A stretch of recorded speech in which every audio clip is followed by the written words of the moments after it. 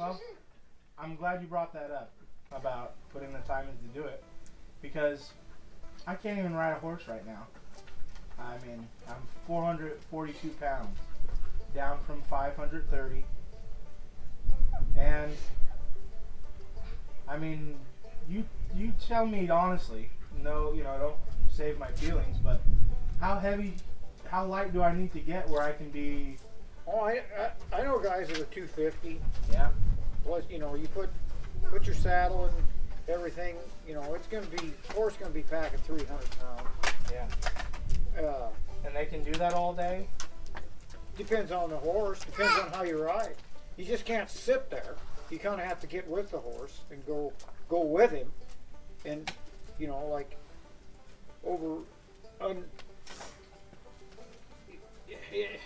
if you're in the hills or in broken country and stuff, you kind of got to, the person can help their horse a lot just by shifting their weight around while they're riding.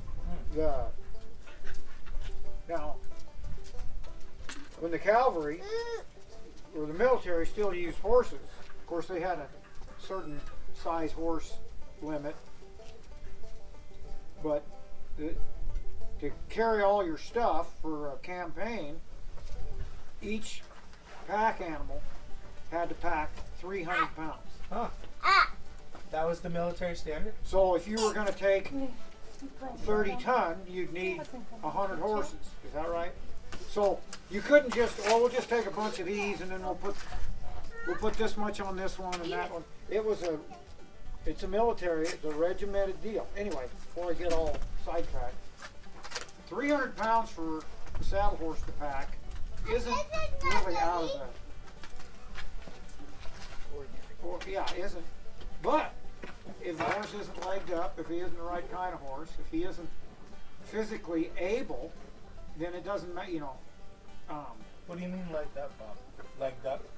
Oh, in shape. Yeah. In shape. I don't know. There's just a lot to it, and like I said, the other deal is you kind of gotta help your horse out. There's more to riding than just having a leg thrown on either side of the horse and going down the trail and enjoying the day. There's quite a little bit more to it. And I mean, you can take it to any extreme you want to go. Now that's it. That's the individual's preference. Well, but it's like anything. If you want to be good at it, you're going to have to put your time in. You can't buy your way into an expert. And it seems like today that's what people want to do. I'm not going to ever ask you to do anything impossible. It's going to be really hard, but I'm never going to ask you to do anything impossible. Right. There's a lot of confidence you can get from that. But thanks for telling me all that. It's... But losing the weight, that would be just the first step. Yeah. And,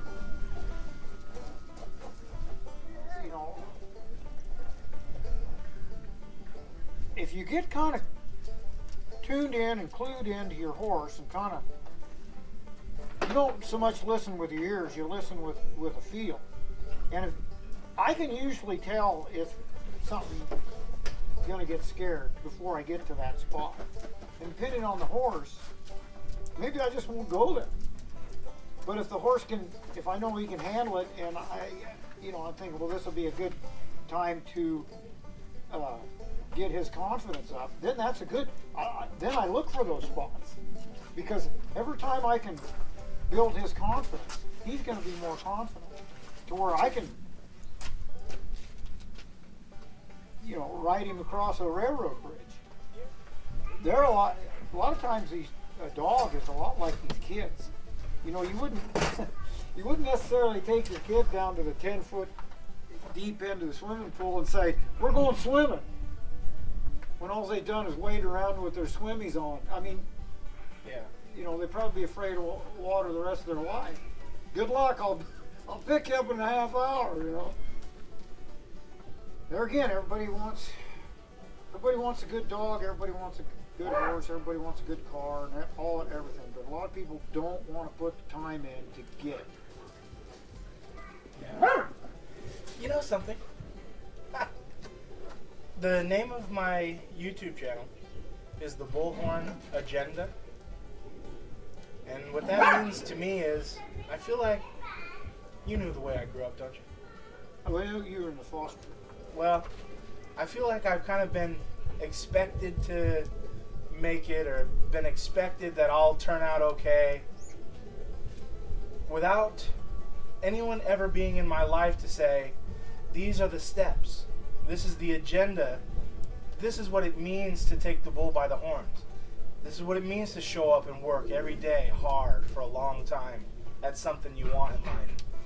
Because definitely as a kid, and prior to, you know, getting a little bit wiser, I had no concept of what it took to do anything in life, really.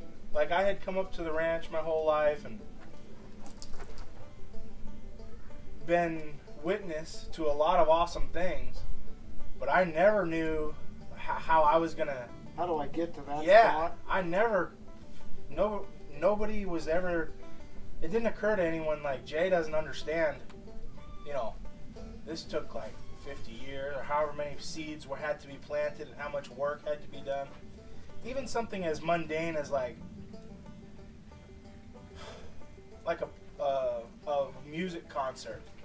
I was the type of kid that would show up, enjoy the music concert, and leave and not think anything of it. And nobody ever sat me down and said, Jason, there's a behind the curtains here. There's all these moving parts and pieces. For months this has been being planned. It never occurred to me, these types of things. So this channel, and what also occurred to me is that there are more people like me that maybe didn't have a soft home life, or just have questions that are kind of never got answered. And so this Bullhorn Agenda is about kind of going through life with a little bit more description and instruction. Like, hey, I'm never owned a horse before. What the hell? I don't know what anything means, but it doesn't have to limit me. And I don't have to be afraid of all the hard work or the challenge. I don't know. That's kind of just what I'm all about. And the horseback riding and equestrian life in general, I think is something that is a huge problem solver. Well, it's not necessarily whether you're on a ranch or, work at Wall Street. I think it's just experience of living and making a living and finding out what you like to do to make a living. That's that. I mean, I don't know. It's hard to explain. It's just, it's kind of like, how do you get good judgment? By having bad judgment. It's kind of like the deal, observe, remember, and compare. Well, maybe if I'd have done this, I'd have got a different thing. It would have turned out different. Well, our past experiences should shape us for what we're going to be like in the future. But, you can't just depend on one aspect of your life. There's some there's some stuff that I don't like that happened to me, and I don't worry about it. Yeah, it'd been nice if it would have been different, but would I have learned what I learned if everything was, sherbet ice cream and rainbows? Yeah. I don't know. I'd probably, not that I'm very bright, but I'd probably be way dumber than I am. If it was like, oh, well, we'll pay that bill. We'll make sure your car gets fixed. And, okay. But, well, your car's not fixed. Well, I guess you won't be going to work. No. Oh, and yeah, that's right. If you're not working, you can't get your car fixed. So Yeah. Figure it out. Yeah. Well, the other thing is, I'm glad you mentioned how that it's not just something you can turn a key and just be a great horseman. I'm glad you mentioned that there's a little bit involved more to it than putting one leg on each side. Well, it's a little bit like, yeah, there again, I mean, if that's all you want to do is get on, plod down a trail, and swat flies on your horse's neck, and that's fine. That's fine. But I always felt like the more you could learn, the safer you could be. You could spot trouble before you were in trouble.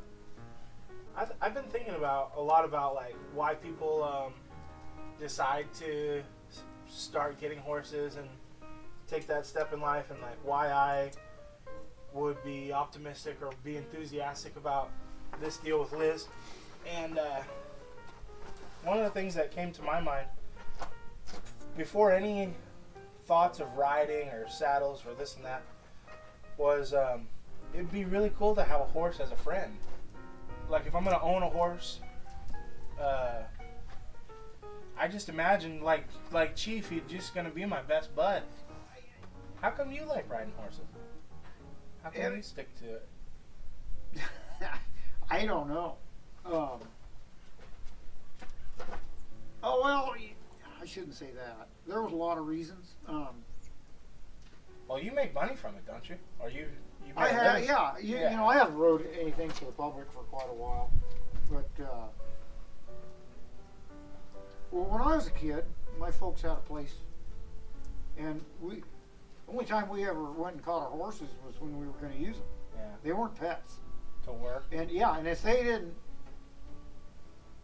if you couldn't use them, I mean, if they were bad to buck, or they weren't very good horses, they didn't stay there. They went someplace. Yeah. They were part of the ranch, and the horses that my dad had were just horrible. I didn't even like horses when I was a kid, because it was like, yeah, get on, he's fine, and it was just horrible. I hated it because I wasn't very big, and I didn't like them. And anyway, so then I kind of wanted to learn how to rope, and I thought, well, hell, you're gotta have a horse if you want to rope, and so that's kind of how it started. And then I got around some people that had some really good ones, and I was like, wow, I didn't even know you could do that. I mean, I was a good rider just out of self-preservation, but it wasn't very pretty. You relate. I could most of the time stay on, but it was I think back on some of that stuff, and I was like, wow, that was so stupid, but I didn't know any better. And anyway, I got around. I wasn't really afraid of falling off because I'd done a lot of that at home, and I didn't really realize how gentle and nice they could be, because the ones that I was around I hated them. I just like, we're gonna go do this today, with the cows, and I was like, I hate this. Was it because you were scared because you got bucked off? No, it was miserable. I didn't really know very much. I don't know. I was 10 years old or something. Really didn't know very much. Didn't have anybody around to help me. Yeah. You just get yelled at if you weren't in the right spot. Yeah. And it just wasn't much fun. And then we went on a couple of pack trips. We took them out hunting and stuff, and that I really liked that. But we only did that just a few times in my whole lifetime. And so, anyway. So, but then I see these other guys that could do all this other stuff, and I was like, hey, that looks pretty cool. And so then it just kind of took off from there, and then, I can't even remember, just started riding horses for the public for some extra money, and that kind of led into one thing and another, and then, like, I got one old horse there at home now, and the only reason I own him is because I really don't want to sell him to anybody. Not for any